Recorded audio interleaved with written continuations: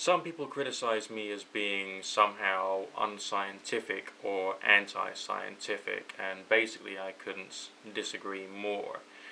There has to be, with the passage of time, some kind of melding of different schools of thought associated with the natural world for the purposes of assisting with the development of human technology. And that means taking from the old and taking from the new and actually applying an educated and indeed scientific perspective about these things. I'm going to read you today a passage from a little book by Anthony Campbell, and it's quite simply called Acupuncture: A Modern Scientific Approach. Now, some of you out there will be thinking, well, hang on a minute, that's oxymoronic. Those are self-contradictory words. You can't have a modern scientific approach to acupuncture. Well, can you?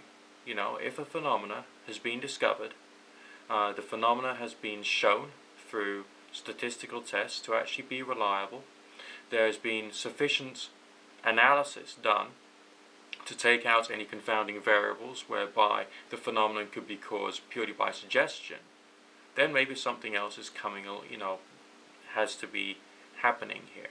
Just something, whatever that thing is. So here's the passage. Now, Anthony Campbell's writing here about the channels, which is supposed to be the lines of force throughout the body where the spiritual healing energy is supposed to flow, in accordance with the mythology associated, or the stories and the ideas associated with acupuncture. So, here goes.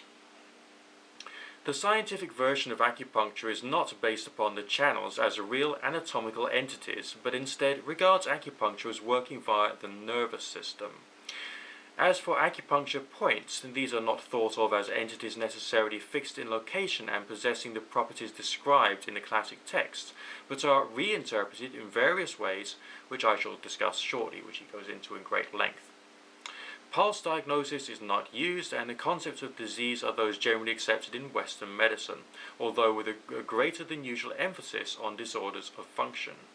Most Western theorizing on acupuncture has been based upon two things: the discovery of the endorphins and enkephalins, and the gate theory of Melzack and Wall, 1982. And then he goes into the explanation of all of the neurotransmitter side of things, the endorphins and all the rest of that.